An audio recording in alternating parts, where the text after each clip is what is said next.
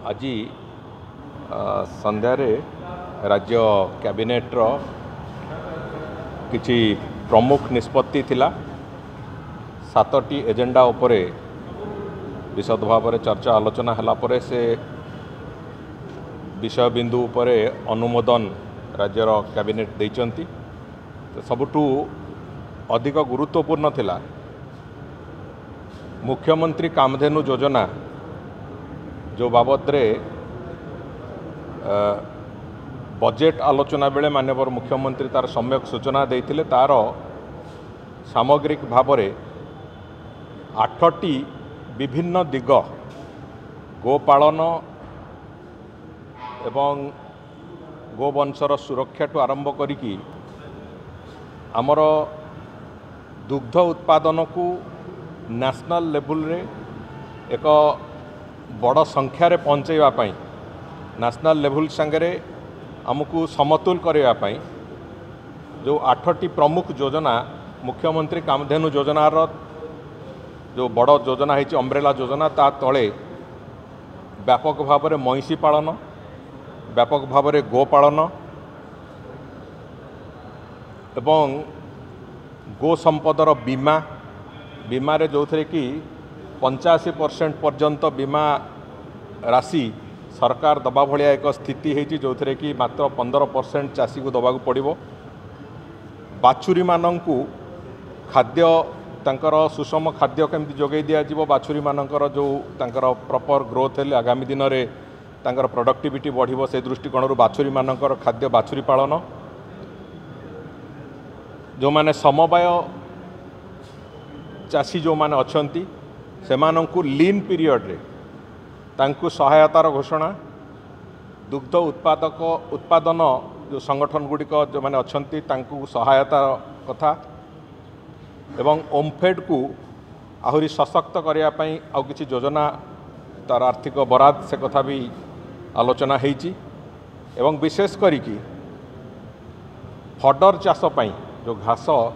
गाई मानक पई जो फडर चाष होगा कथा फडर चाष पई भी विभिन्न प्रकार इनसेंटिव इत्यादि ये सबू कथा को नहीं गोटे कम्प्रिहेन्सिव योजना संपूर्ण रूपे गोपालनर एक कम्प्रिहेन्सिव योजना राज्य सरकार एक ओडिशा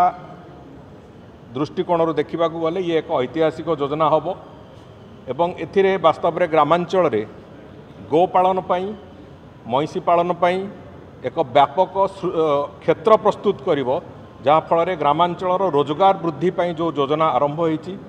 ये निश्चित भाव में ग्रामांचल रे रोथिबा लोक मानकर रोजगार वृद्धि पई एक व्यापक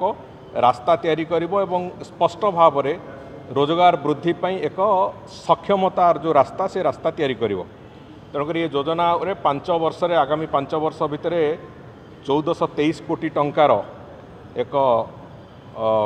इनसेंटिव एवं अन्यान्य क्षेत्र में से सहयोगर राशि चाषी मानू दबा तांको प्रोत्साहन करने जो प्रोत्साहन राशि ताकू दबा एतिपाई आज से बाबद चर्चा आलोचना हैला परे ताकू कैबिनेट्र अनुमोदन मिली एवं खूब शीघ्र योजनार पूरा रूपांतरण हम एवं आगामी दिन में जो कथा मु कहूँ ग्रामांचल चाषी मानू दुग्ध चाषी जो माने एवं आगामी दिन जो माने दुग्ध चाष करने को गोपालन इत्यादि इत्यादि करने को चाहिए सेमानंकु व्यापक संख्यार सहायता मिलिबो एवं व्यापक भाव में तांकु केवल प्रोत्साहन मिलूनी प्रोत्साहन सहित सुरक्षा सहित इनसेंटिव्स एवं ता सहित ओमफेड को सशक्त ये कराऊँगी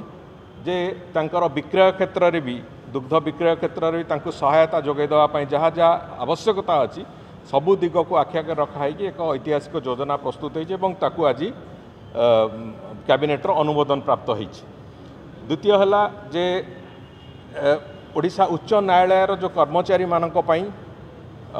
गोटे दीर्घ दिन धरिकी मान्यवर हाईकोर्टर से थिला तांकर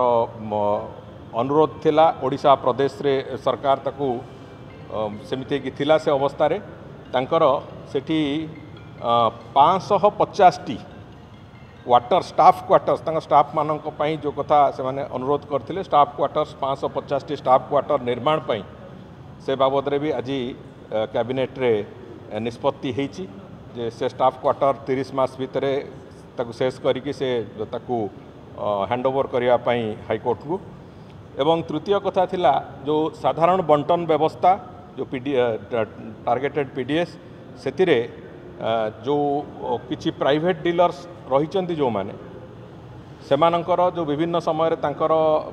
परिवर्तन करा उच्छेद करा जो प्रक्रिया थिला से प्रक्रिया को आउटे अनुध्यान करा जेहेतु 2019 मसीह एक्सटेंशन